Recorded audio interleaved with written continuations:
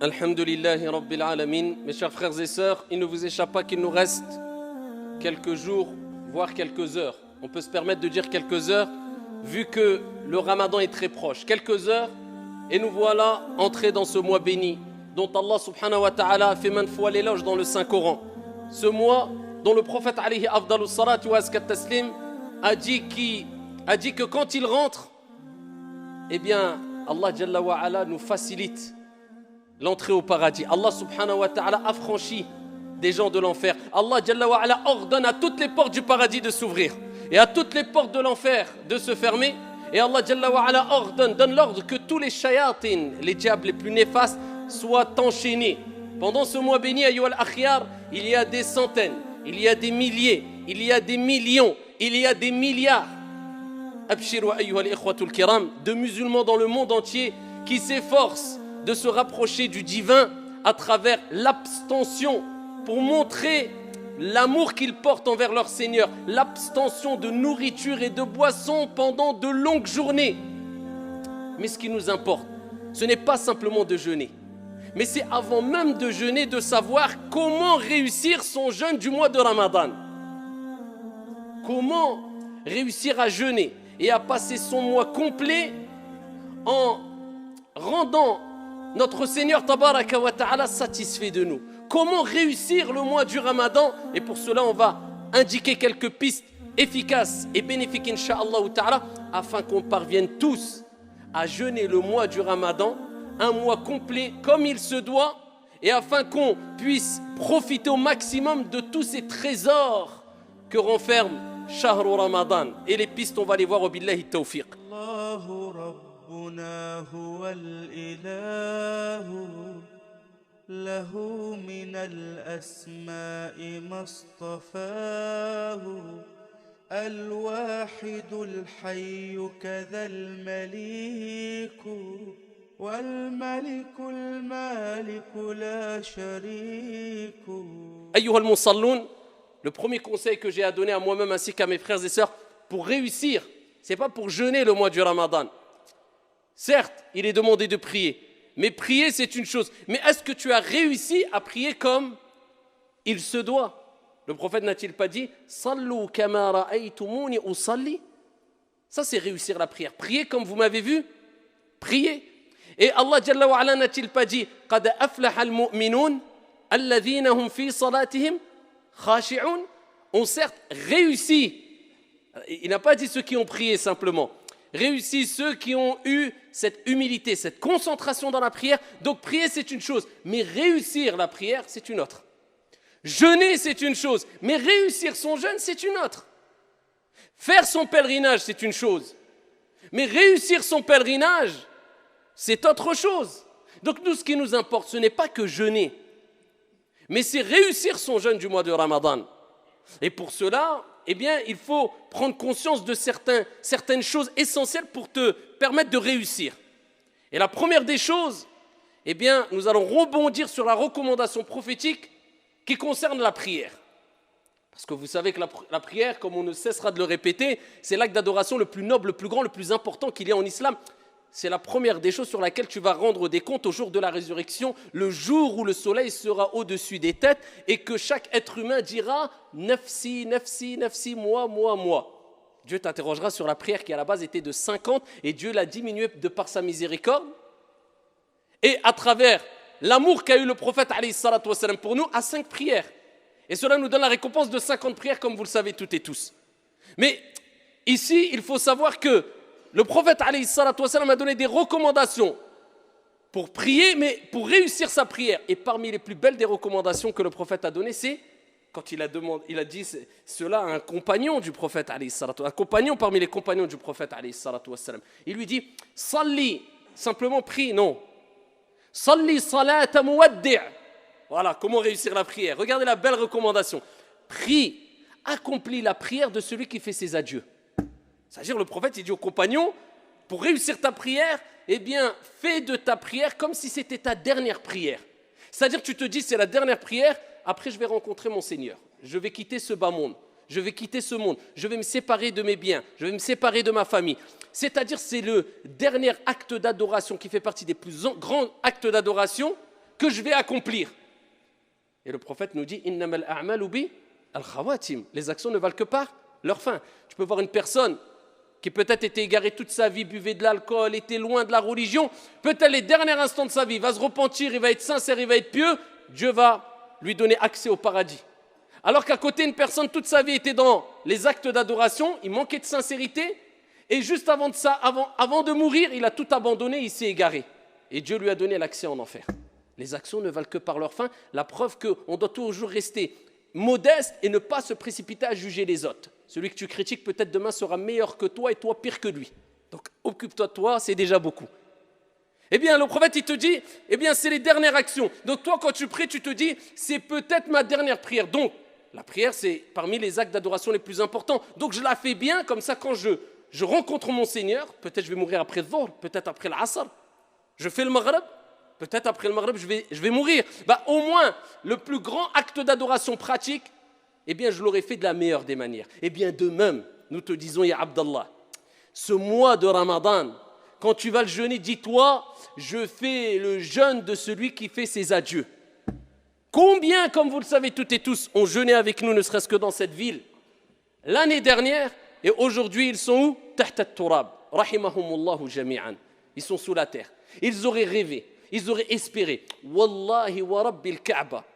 Si Allah subhanahu wa ta'ala leur avait donné l'occasion de revenir sur terre, ils auraient donné tout ce qu'il y a sur la surface de la terre, selon leur capacité, juste pour pouvoir jeûner une journée. Eh bien, toi, Dieu t'a donné ce cadeau. Cette année, tu vas jeûner. L'année prochaine, 11 mois, on ne sait pas ce qui peut se passer. Déjà, en 2 heures, on ne sait pas ce qui se passe. En 10 minutes, ta vie, elle peut vaciller. On sait très bien que tout va très vite, surtout aujourd'hui. Alors que dire de une année? Donc, c'est peut-être ton dernier Ramadan. C'est peut-être ton dernier Ramadan. Et ce que tu vas gagner pendant le mois de Ramadan, wa rabbil Kaaba, de manière générale, tu ne pourras pas le gagner en dehors du Ramadan. C'est le meilleur mois de l'année. C'est le mois où il y a le plus de cadeaux. C'est le mois où il y a Laylatul Qadr. C'est le mois où Allah ouvre toutes les portes du paradis, comme s'il te disait, ça y est, le paradis, toutes les portes sont ouvertes, il n'y en a aucune qui est fermée. Vas-y, entre par la porte que tu veux. C'est facile. Ya Abdi, oh mon serviteur, fais des efforts, rapproche-toi de moi, le paradis, il est à portée de main. C'est le mois où Shayatin, les diables les plus néfastes sont enchaînés. Comme si Dieu te disait, je sais que tu es faible. Je sais que tu es attiré par le mal. Je sais que le diable a une influence sur toi. Eh bien, je vais enchaîner les diables les plus néfastes pour te faciliter l'entrée au paradis. Te faciliter le fait de te rapprocher de moi. Les actes d'adoration. Pour éduquer ton âme plus facilement afin que tu persistes dans les actes d'adoration. C'est peut-être ton dernier Ramadan. Dis-toi ça dans la tête. Et tu vas quitter ce monde peut-être avec le dernier Ramadan accompli de la meilleure des manières. Quel bagage, quel investissement. Ça, c'est le vrai investissement. Amma pour dunya, pour la vie d'ici-bas, investis ce que tu veux, ce n'est pas illicite. Mais ce n'est pas le réel investissement. Tout simplement parce que cela va rester et ne perdurera pas, mais en tout cas, quand tu quitteras ce monde, va rester derrière toi. Comme on dit, même si tu investis dans une maison, dans une voiture, ne serait-ce que la clé, ta maison, elle ne te suivra pas dans ta tombe. T'as quoi en fait? Tu es qu'un locataire, même si ça t'appartient, tu restes locataire, que tu le veuilles ou non. Petite période, mudda qasira, toute petite période, tu ne sais pas combien de temps. Donc investis dans ton Ramadan. Allah t'a donné la santé, Allah t'a donné la foi, Allah Jalla wa Ala t'a donné l'intelligence, Allah subhanahu wa ta'ala t'a choisi. Eh bien profite, sois reconnaissant vis-à-vis d'Allah. Et ainsi tu réussiras ton mois de Ramadan. Deuxième piste pour réussir son mois de Ramadan. Ash-shukru lillah. Prendre des leçons du mois de Ramadan.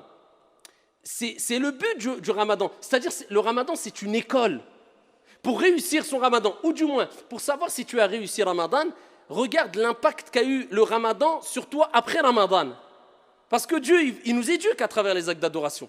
J'espère bien que vous avez compris que les actes d'adoration, ce n'est pas simplement le fait de faire des gestes pendant la prière. Non, ces actes d'adoration pratiques, d'accord, cultuels, ont été mis en place aussi pour nous éduquer dans la vie de tous les jours.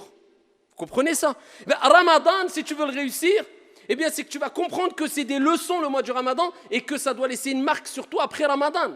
Quand tu viens à la mosquée et que tu dois venir en marchant, sans courir, et que tu dois t'aligner avec tes frères, tu dois te rapprocher des frères, coller tes épaules, Pas coller les pieds. Beaucoup collent les pieds, alors que dans les 4 écoles, ça n'existait pas. Coller les pieds, c'était juste pour aligner les rangs. Après, tu n'as pas besoin de coller les pieds. Mais aligner les rangs, le prophète, il dit avec douceur, vous rapprochez vos épaules. Vous suivez l'imam.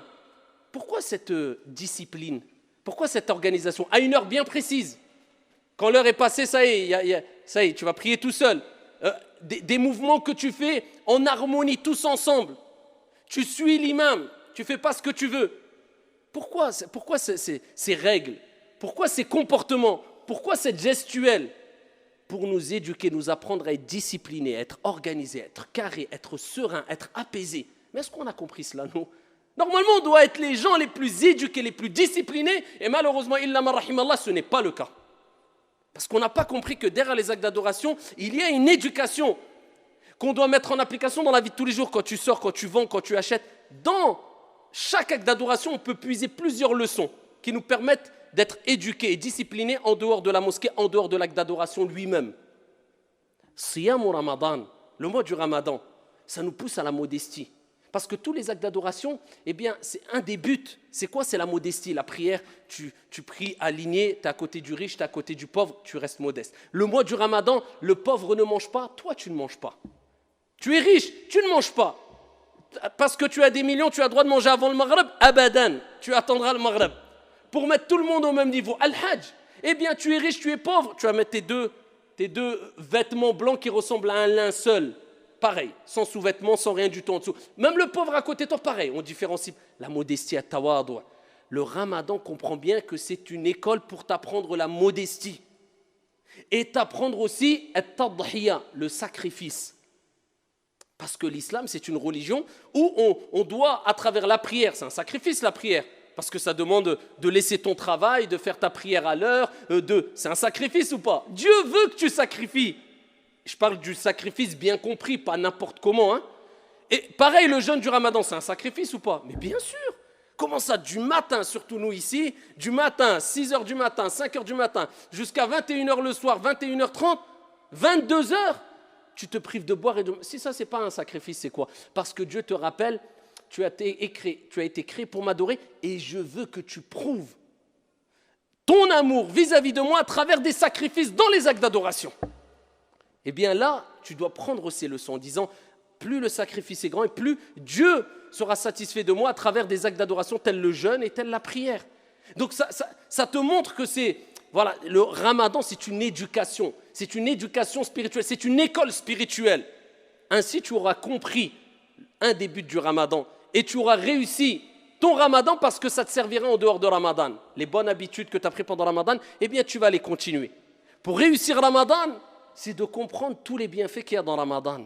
Et parmi les plus grands des bienfaits et les plus beaux des bienfaits, le prophète sallallahu alayhi wa sallam, fi sahih, comme vous le savez toutes et tous, a dit « Man sama Ramadan imanan wa ihtisaba.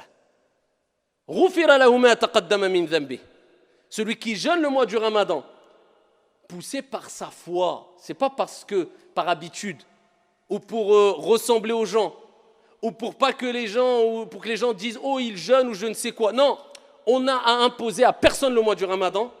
Et quand on fait un acte d'adoration, on le fait pour Dieu, pour Allah subhanahu wa ta'ala uniquement.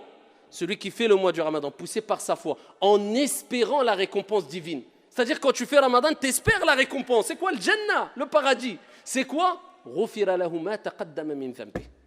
Tu veux réussir ton Ramadan?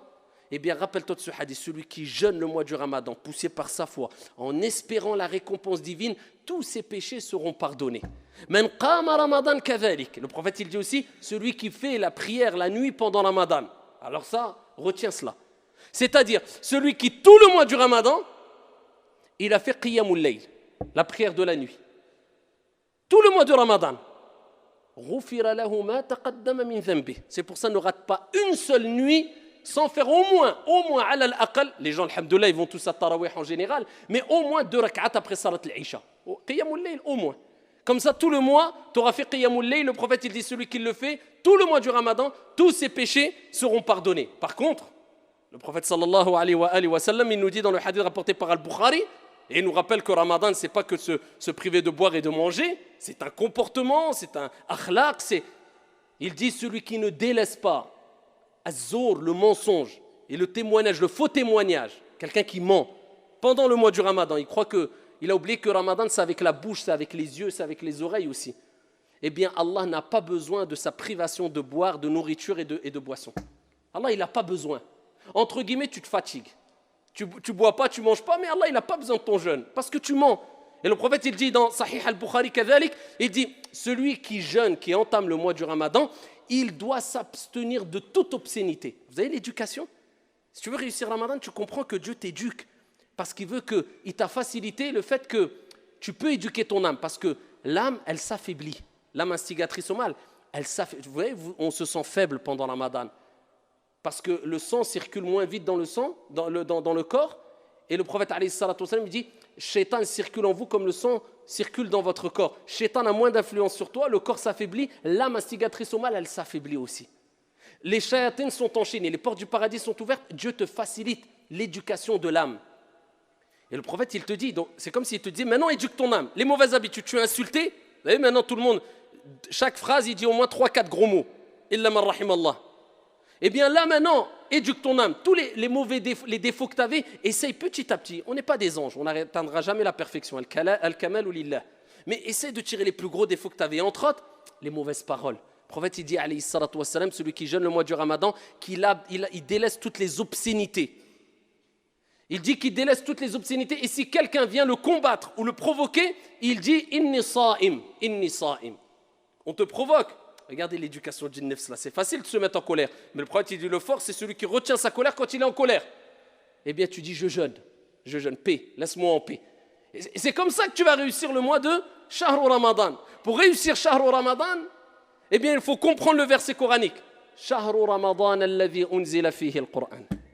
Le mois du Ramadan, c'est le mois où Allah il a révélé quoi? Al-Qur'an. Allah, il a choisi le meilleur des mois pour révéler le meilleur des livres. Pendant la meilleure des nuits, Inna anzalnahu fi laylatil qadr. Wa ma adraka ma laylatul qadr. Laylatul qadr khayrun min alfi shahr. Nous l'avons certes descendu, révélé la nuit du destin, la 27e nuit, avec divergence des savants, du moins les dernières nuits impaires. Et qui te dira qu'est-ce que c'est que la nuit du destin? La nuit du destin est meilleure que 1000 mois d'adoration. Regardez les cadeaux divins. Et Dieu, s'il a descendu, révélé le Coran pendant le mois de Ramadan, c'est pour te rappeler que pendant ce mois qui est le meilleur des mois, eh bien, multiplie la récitation du meilleur des livres. Concentre-toi que dans la récitation du Coran. Quand je parle des sujets scientifiques, surtout du moins. C'est pour ça l'imam Malik, rahimahullah, ce grand savant érudit, savant du fiqh, du hadith, il délaissait dans ses assises toute étude du hadith pour se consacrer à quoi? À la lecture du Coran. Le mois de Ramadan, c'est Shahrul Qur'an, c'est-à-dire, si tu multiplies la lecture et la récitation du Coran pendant le mois de Ramadan, vis avec le Coran, essaie de le comprendre, concentre-toi, pas dans la beauté des voix. Parce que maintenant, les gens ils cherchent les mosquées où il y a les plus belles des voix. Et ça, c'est parmi les égarements qu'a mentionné déjà Omar ibn al-Khattab à son époque. Jusqu'à ce que certains, maintenant, c'est plus une récitation. Warattilil Qur'ana tartila, comme il se doit, mais on mise tous sur les mélodies. Ça devient même quelquefois de l'exagération. Non, sur le contenu du Coran. Ce n'est pas toi qui embellis le Coran, c'est le Coran qui va t'embellir, ya Abdallah. Après, bien sûr, embellir sa voix, c'est demander aussi, mais sans exagération. Le contenu, c'est ce qui nous importe. Et c'est ainsi qu'on va réussir Ramadan si on a mis comme objectif la lecture du Coran à 100%. Je plonge dans le Coran. Parmi les moyens aussi de réussir Ramadan, c'est de montrer à ton Seigneur et aux gens autour de toi, car les gens seront des témoins au jour de la résurrection, et sur terre, pour ou contre toi, voilà, c'est ça l'islam. On est tous des ambassadeurs de l'islam. Donc pendant Ramadan, comme on le dit chaque année, tout le monde entier, avec la télé, avec les réseaux sociaux, savent que tous les musulmans jeûnent le mois du Ramadan. Quand tu sors, sache que tu es un représentant, un ambassadeur de l'islam. Quand tu sors dehors, parle pas fort, c'est très tard tarawih. Respecte les voisins, les jeunes dans les cités. Surtout pendant le mois de Ramadan, tous les ans on entend la même chose. C'est là où quelquefois malheureusement des jeunes musulmans dans les cités, eh bien, font du tout et n'importe quoi et sans le savoir ils salissent leur propre image de toute manière, hein, et l'image de l'islam aussi. Parce qu'après, excusez-moi, hein, mais quand des gens disent « Oui, mais regardez les musulmans, qu'est-ce qu'ils font? Regardez, c'est dans les cités, ça brûle, ça crame. » Et on dit « Oh, c'est des racistes. » Alors, on ne va pas être raciste en disant ce genre de propos, mais le fait qu'il y ait des musulmans qui le font quelquefois dans les cités, c'est une réalité. On va se voiler la face.